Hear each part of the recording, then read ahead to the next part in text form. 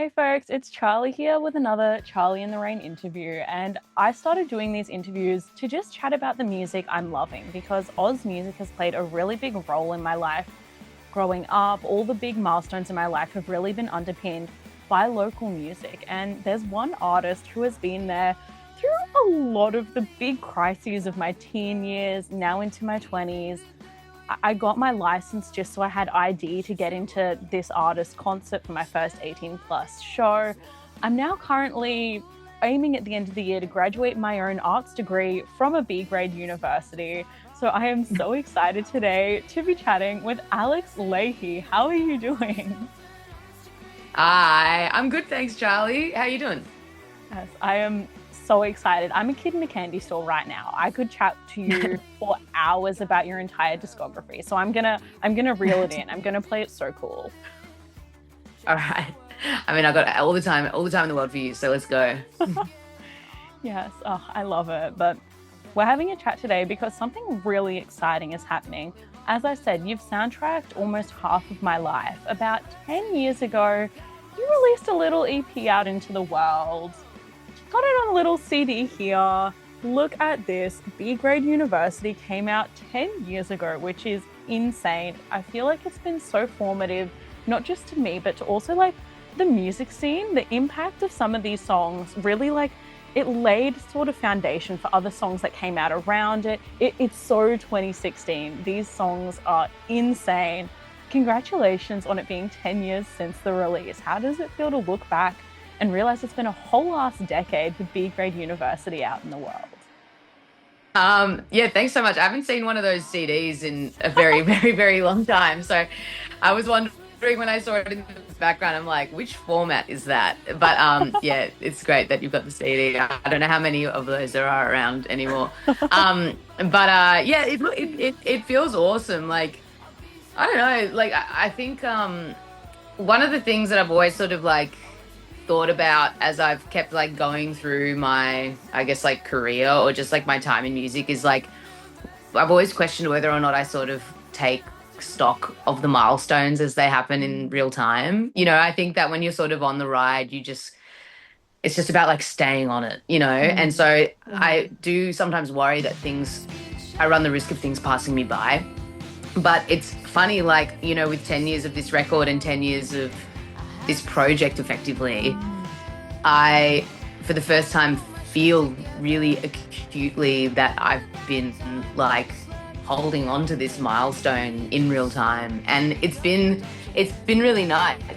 It's been, it's always like I feel like there's so much pressure always like in this job to keep moving forward. Like I'm sure it's the same like where you are like in your life too. It's like what's next, what's next, what's next. And I think like, yeah, this 10-year milestone is the first time that I'm kind of like, wow, like, um, what a cool thing to, look back and be like, there's 10 years of stories and shows and people and relationships and growth. And, and I'm kind of still here to like live to tell the tale.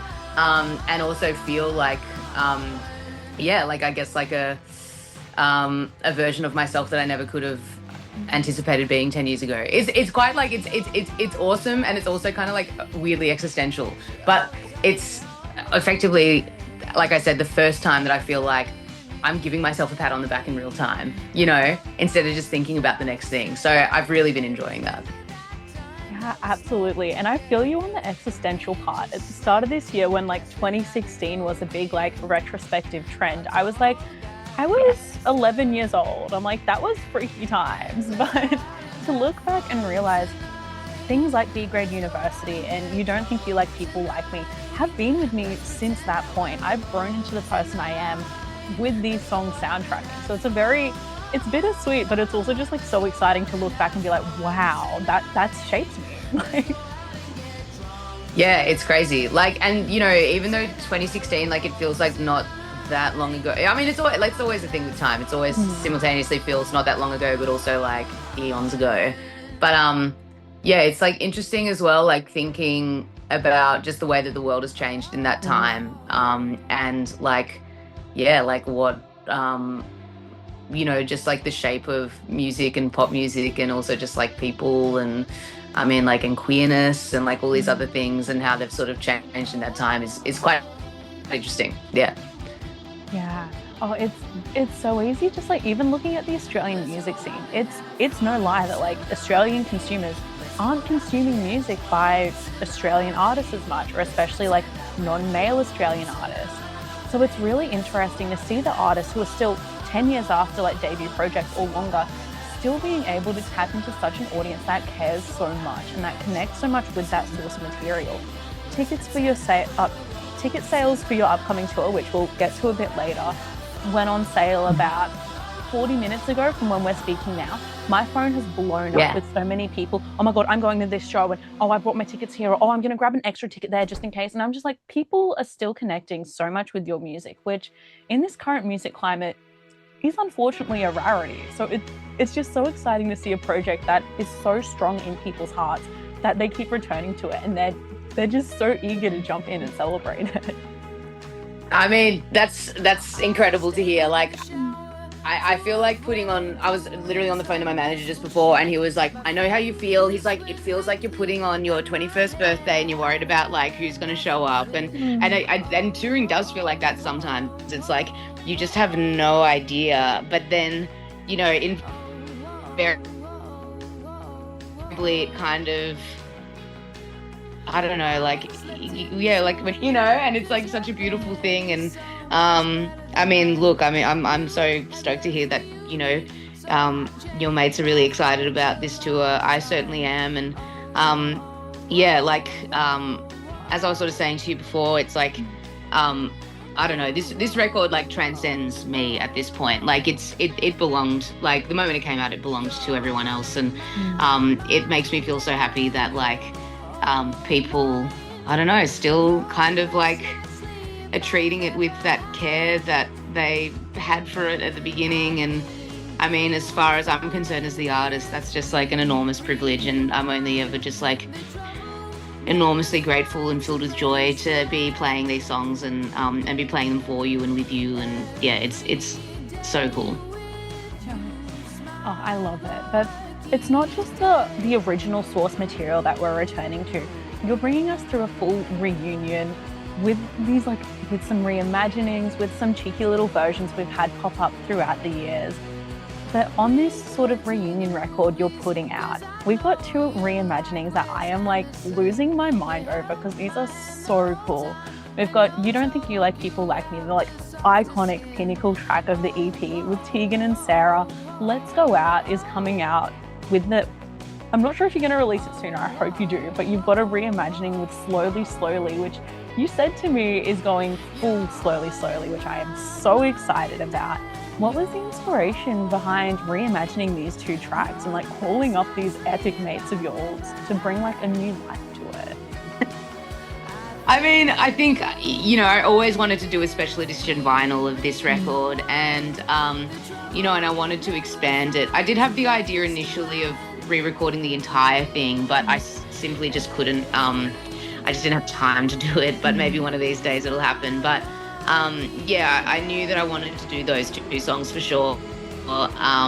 You Don't Think You Like People Like Me is a song that has given me so much. It really opened so many doors for me. And I remember writing it at the time and, sort of finishing it and like thinking, I was like, this is actually okay. Where like, there have been other songs where I've written and I've been like, I don't know about this. And then like either it, sort of like, hits or misses. You just don't really know. And all you can do is just put out stuff that you can sort of, go to sleep at night feeling good about, basically. With People Like Me, I remember it coming out and it sort of pretty immediately found a life of its own. And one of the things that I guess I got some wind behind its sails was that Tegan and Sarah like just found the song somehow and really got behind it. And that turned into I remember meeting them when I did Splendor in 2016 because they were on the bill as well.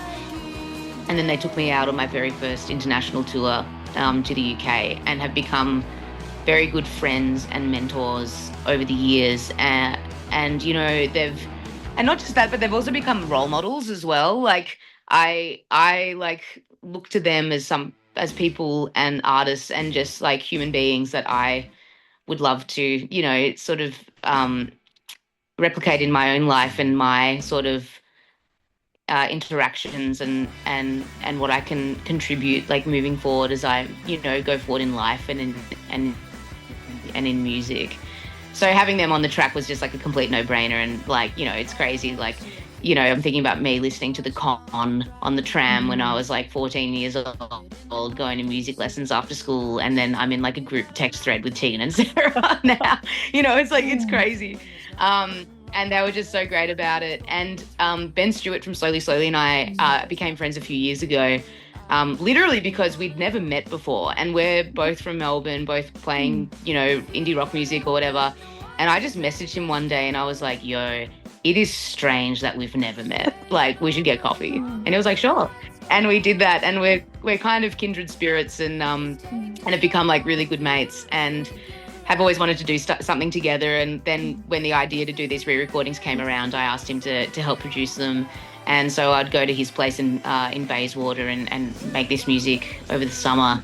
And with Let's Go Out, I was like, dude, like we should do this together. It sort of feels like there's a world in which this song exists as a slowly tune, and like let's manifest that. So yeah, it's been and it's been so great to like bring him in, not just as a friend, but also as like a connection to Melbourne, because this city is so special to me. So yeah, like that's kind of how that came about. And I'm so grateful to both of those artists for getting involved, and to Ben for really helping me out with the recordings and making them sound the way that they do and having the vision that he does. But it's, I don't know, like I always talk about how music has given me everything. It's given me fulfillment and happiness and livelihood and an income. Like it's how I met my partner. It's like so many of my friends, like all of these amazing relationships, and to get to honor those things like in these two songs and these collaborations is pretty sweet. Yeah, absolutely. I feel like as much as it's a thing that's servicing you, it's a gift to you. It's also such a gift to your listeners. When you announced the Tegan and Sarah collab, your comment section just went off. People online were losing their minds. So as much as this is a project like for you, we are obsessed with it. I'm glad. That's great. That's what I want. Yes. Speaking of things we're obsessed with, I did mention that you and your music has played a massive role in my life, but like there are certain things that have happened in your career or that you've done that have just like permanently changed the way my brain works. You're like a version of Welcome to the Black Parade. Insane. In high school music, I was that one kid always being like, we need to play the songs that I like. And when we finished year 12, I made our whole cohort do a performance of Welcome to the Black Parade inspired by your version. So my entire graduating class of year 12 graduated to your soundtrack. And like things like, oh my God, that's amazing. It was insane. A lot of them were like, I'm like, no, we don't want to do your Australian stuff. I'm like, look at this, it's insane. And they were like, actually, yeah. So that was my final high school memory. That's crazy. I mean, I think about that performance and I remember like it's just me and my friends playing this song that we love so much. Like, and I remember like calling up, like I remember asking G Flip, I was like, do you want to come and play like percussion on this thing? Like we can get some timpanis and cymbals, and they're just like, fuck yeah. And like Richie, who plays in Echo Vandal, is on bass in that performance. And, obviously my band who I love so much. And yeah, I remember at the time when we like first did the run through, I thought, because it's such an ambitious song, to the point that at the time, like there was some reticence about us attempting it, to give you like to sort of be honest. And I remember, I don't know what it was, but I think it was sort of the idea that this song is so important and iconic to so many people, and the fear that if we didn't pull it off, I would get like absolutely dragged. And so like there was we kind of had to audition it initially, and then it got greenlit. And I remember like being like, awesome, like this is great. We'll just let the song do the talking because it's so iconic and so good, and we'll change up the bridge because we can't really figure out how to do that, but that'll be it. And I remember like we did the very first rehearsal and we played it like front to back, just cold. And I remember after the first time we played it, I was like, what the fuck have I done? Like, this is a disaster.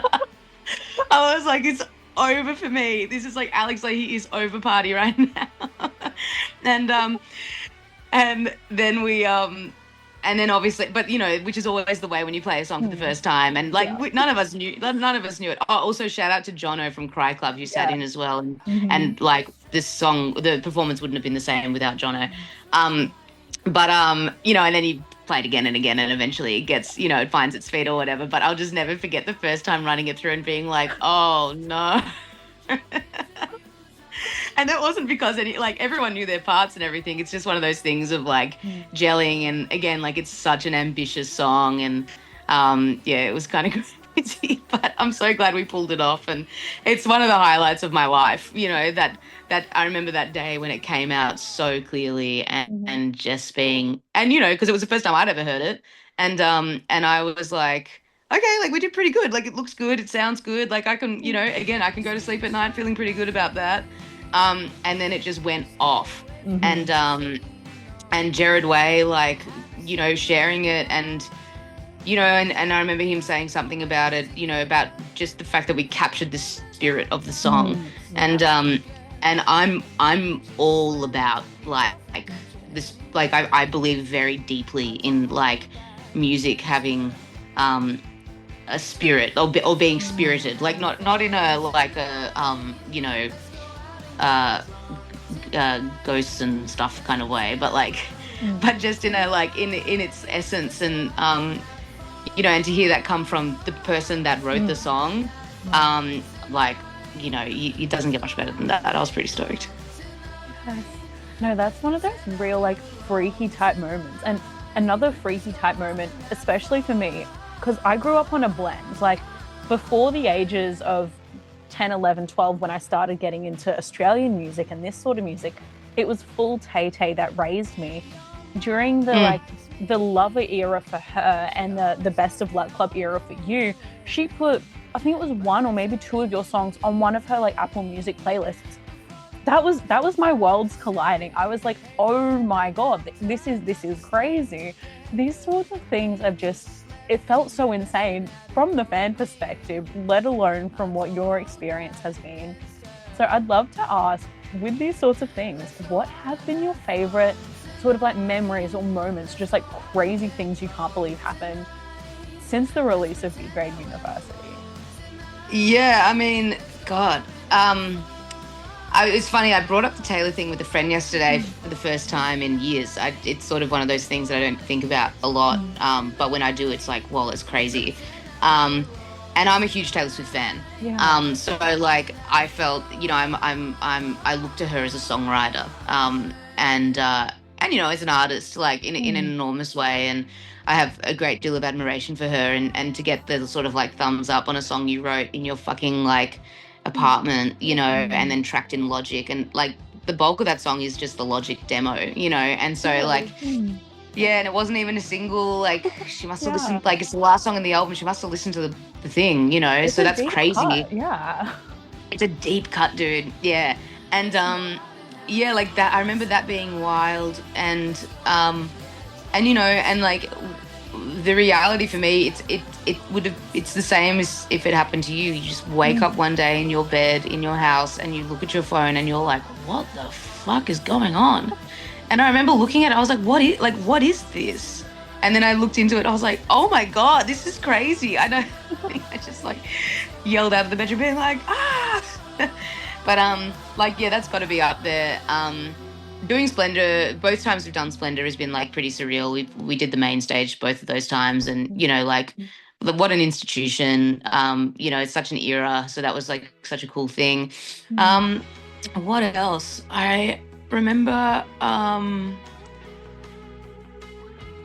another thing I was thinking about recently was when we last played the Corner, actually, on the Congratulations tour, like, I don't know, 2022 or 2021 or something. and we had a marriage at the show. We Yes, like there was a yeah. wedding. Yeah, these two we had two brides and they got hitched. That was pretty sick. Trying to think what else. Um, I don't know. Like there's sort of again, it's that thing about like taking stock and looking back and all of those things. But I also just think about like times on tour where we're like, I don't know, in the van and we go to some weird place or like somewhere that you never thought that you'd end up. Like touring in Alaska a couple of years ago was crazy. Um, and then going to like tiny little towns in like North Dakota and you're like, okay, and there's people there like, which is nuts. But then it's also like talking to people who, feel like the music has done something for them.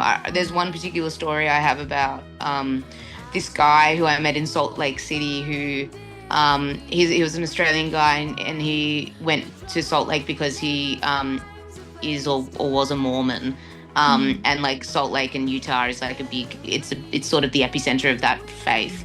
And I remember him coming up to me and saying, he was like, dude, he's like, I came here like, for the church and the way that I was leading my life was that I think he used the word, he was like, I hated gay people.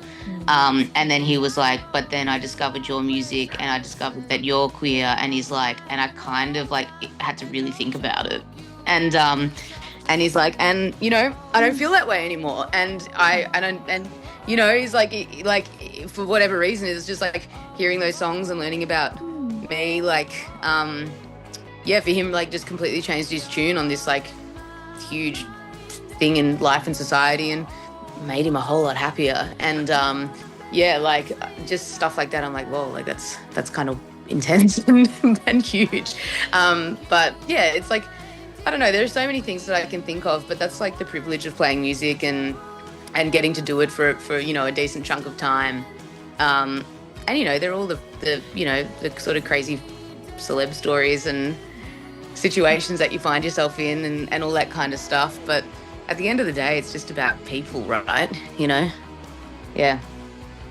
Oh my gosh, because you hear all the time like, oh, this song like got me through a breakup, or this song was like when I fell in love with someone. But to like, that is an insane thing to be told. Like your music has changed my perspective on life. Like, that's crazy. It's crazy. Yeah. It's like I said, it's intense. But it's a beautiful thing. And I remember like, talking about role models and mentors and that sort of thing. I remember when I first met Tegan and Sarah, like, and in 2016 and 2015 when I wrote B Grade University, it wasn't cool to be queer, and queerness in like indie music and in pop music was not a thing. Like it was a real niche. And I remember talking like pretty explicitly to Tegan and Sarah about it. And I, this was before the time that we had like Chapel Roan and Renee Rapp and Boy Genius and like, this sort of like very forward-facing, openly, proudly like young queer artists, like talking and singing about these things in an explicit way. That were in the zeitgeist and mainstream, And I remember like talking to Tegan and Sarah about it, like, I've been very aware of my queerness since I was in kindergarten, like since I was a child. And I've always been, been lucky enough to sort of to be out and to be like engaging in those sorts of relationships throughout my youth and stuff. And but I felt so at odds with, I guess, the viability of that, like in my music. And I remember talking to Tegan and Sarah about it, and they said to me, they're like, the way that we've always behaved is if you lead your life and your craft in the way that you believe the norm should be, then the norm will follow. And that's sort of something that I've always like, that's always been a North Star for me. And it gave me a lot of confidence to be myself. And to be myself like within my craft and my songwriting and the way that I just like go about what I do. So that was like an enormously empowering moment. And then, to have that manifest in people being like, you really made me think of like the world effectively in a different way. That's enormous, you know? Mm. So yeah, it just goes to sort of show like not just the power of music, but just the power of being yourself. And that's something that I've always like made sure that I've upheld, and is something that I always tell people like whenever they ask me about what do I do. Like it's kind of as simple and as like and as hard as that. Yeah. Yeah, and that's such an interesting thing to look back on now because when I think of like 2016 Australian indie music scene, there is so much queer music and so many queer artists that released like very formative projects in that year, like Montaigne's debut album, Cub Sport's debut album, such things that I look back on now and be like, wow, that played such a big role in like my journey of identity and discovering and so many people I know. But if you put yourself in those shoes at the same time, that wasn't the vibe. That wasn't what you all were feeling. No, not at all. Like it was really hard, and like a lot of these artists, like it took a little while to kind of Mm. like really embody that part of like identity. And it's amazing to see like now it's just, it's so um celebrated, and like there's so much space for it. And we have kids growing up with G Flip, and with um, all sorts of people who represent diversity, but also just like freedom of expression, which is the main thing, and just the encouraging people to be proud to be themselves, which is really cool. So I think we're in like I do, for all of the like chat about the difficulties in the music industry at the moment, of which there are Yeah. enormous challenges. I do think that we are in a better state than we were 10 years ago when it comes to representation, and not because queer and gay people weren't making music, we were, but more about but about that like being platformed for what it is, Mm. and that's a really important thing. Not just because it means the music's better off for it, because because it is what it is, but also because people get to connect to something that is authentic and in of itself, to enable them to do the same thing, whether they're a musician or otherwise. It's awesome. Yeah, absolutely. It's some things that's so easy to like take for granted nowadays where it's like I can listen to songs that say exactly how I'm feeling and represent exactly what's going on in my love life or just in my general life. Because that's how I've grown up. I feel like I've been so lucky to get to listen to your music through all this, to get to listen to all of these songs. It's such an interesting perspective thing, and to see like what's currently happening in the world, that we've had like this peak where it's been so good, and now you see a lot of media starting to kind of go back into its shell. And for every chapel roan, there's artists and movies and books that are being censored and silenced, and it's just such an interesting thing to think about. It's truly interesting. And I think that, like, furthermore, art and music is such an important, like, the, these are important, like, documents. They are important, like, historical documents that, like, last forever and will inform the future about, like, where we were, and can inform people about where to head. Um, if you're looking for a really great what I think is a really great like document of like queer music. There's a band.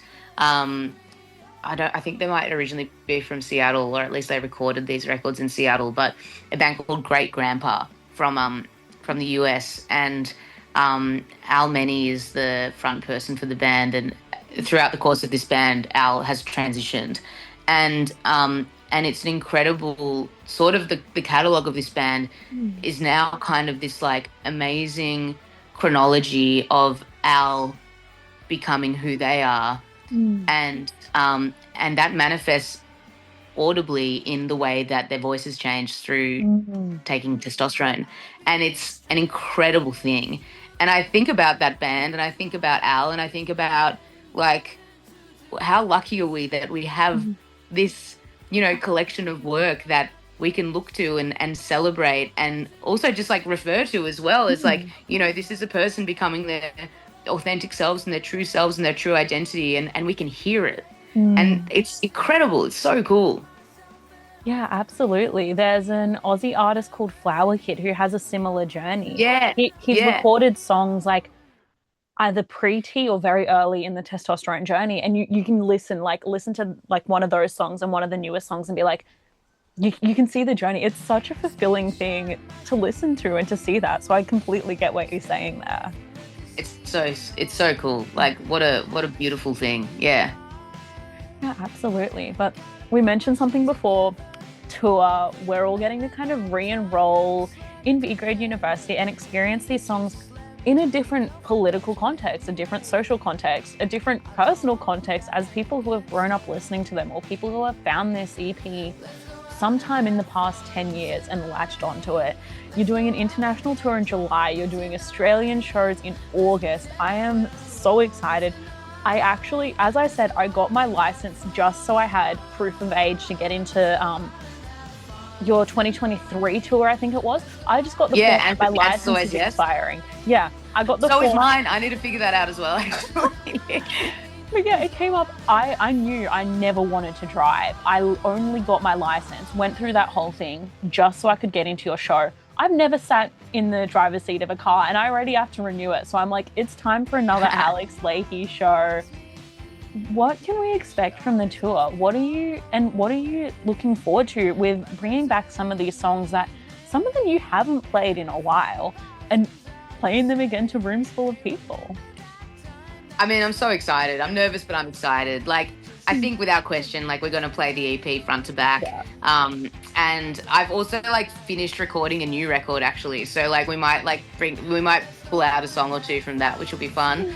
And then, yeah, I mean, I'm kind of like honestly up for anything. Like if there's stuff that, people want us to play, like please let us know.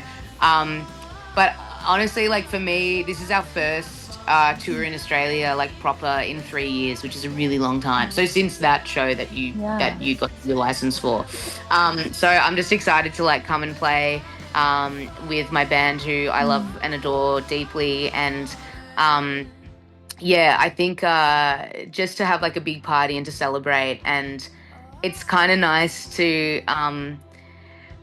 I feel like, artists are always going on tour because it's like we have to like make this record like happen, and we have to like, build and build and build and build.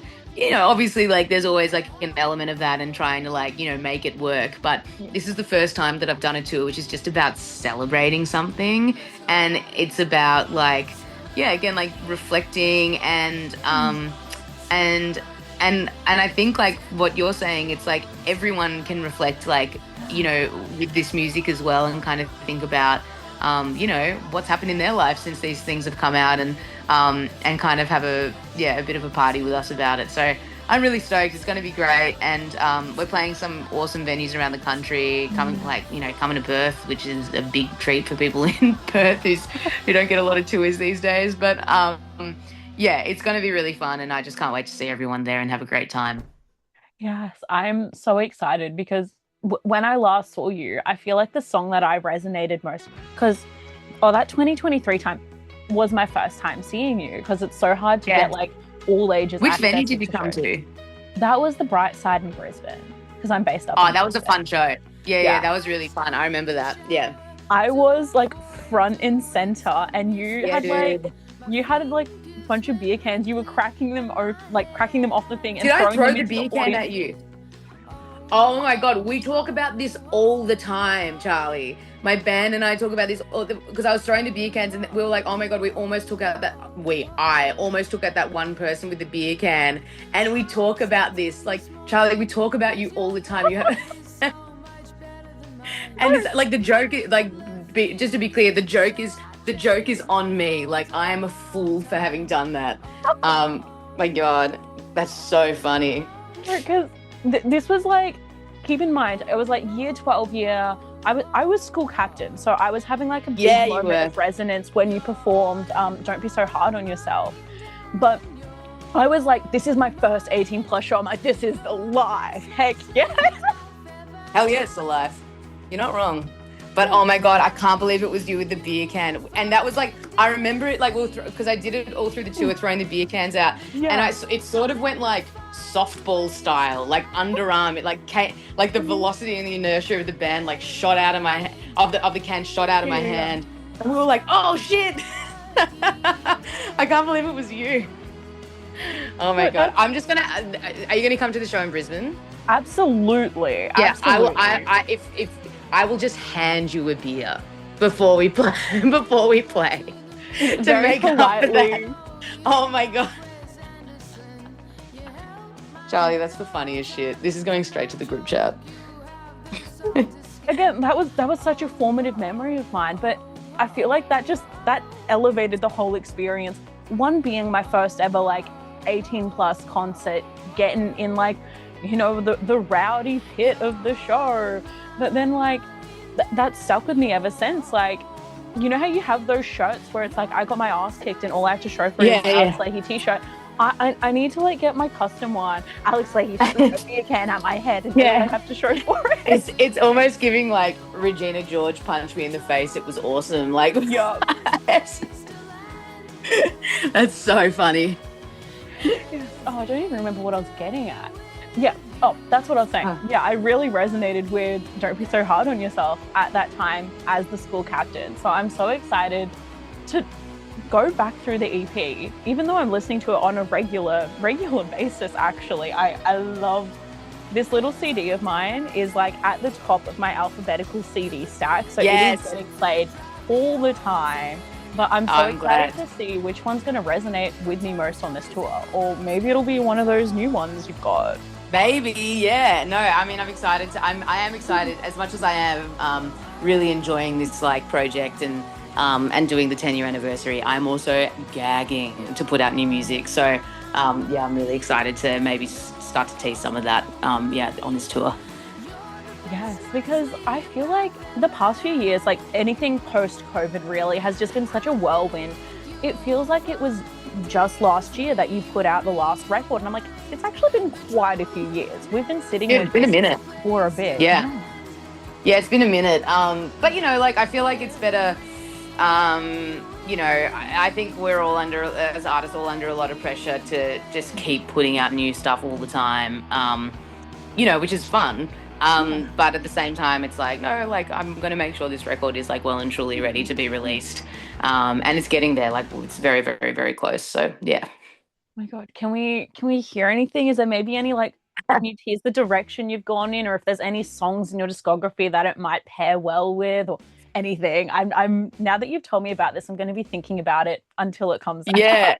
I mean, I have to jet, so I'll keep it concise, but I have just been like very like forthcoming with the song, like and the songwriting, and I spent a lot of time on my own trying to like really dig through some stuff and get the best songs I could, and there are a couple of songs on it which like talk about going to bed at night and feeling good about it. Like there's one or two that I wrote on this record, and I was like, I think this is sort of like, I feel very, very proud of this, and like it could potentially be some of the best, if not the better songs that I've written. So I'm very happy with that. Yeah. I'm excited for everyone to hear it and to hear the stories, and yeah. Gosh, okay. Yeah. I'm so excited for that, but I'm going to ask you one last speedfire question. Let's go. Talk about those pinnacle songs that you're like, you feel so good about. So I want to ask what you're listening to. You send out Substack newsletters where you tell us your recommendations of what you're listening to and watching and consuming and loving. But I'd love to ask, in the Australian scene, whether your local music scene or broader across the country, who's on the Alex Lahey playlist? Who have you been loving lately? Well, I love my Melbourne homies, Susie and Nick Keogh. They sort of have their own cinematic universe going on in like this sort of Thornbury, Northcote area. And I love those guys. I think they're unreal. And yeah, like super talented and very community focused, which I love. I'm really enjoying Lucky as well. Sort of, I guess, like an expanded part of that kind of crew. I'm forever in awe of Bel Air Lip Bombs. I think that they're an unbelievable band. And I think that they can do anything. Like, I think the sky's the limit for those guys. So there's some of my like favorites off the bat. What else can I think of? I'm always a big fan of Emma Louise, like who's been around for ages, and I'm always so curious to see what she does. And she's Mm, just released a new record, which is really great. I'm really excited for the new Julia Jacqueline stuff whenever that comes mm, out. Um, what else? Armlock. I think they're mm. fantastic. I mean, I could just go on and on. Like Australian music is just like a has forever been like just a rich tapestry of incredible artists and writers. And yeah, New Courtney record's amazing. Yeah, we're very lucky, aren't we? Yes. Oh my gosh. I'm loving it. I love your music. I love what you do. I cannot like say this enough. It's truly had probably the most impact of any artist on my life to date. So thank you so much for making the time to chat about it. Thank you for making a deal of this 10-year reunion look back on B Grade University because it's helping us reflect. It's helping me reflect on the past decade of my life. I owe so much to you and your music you don't understand.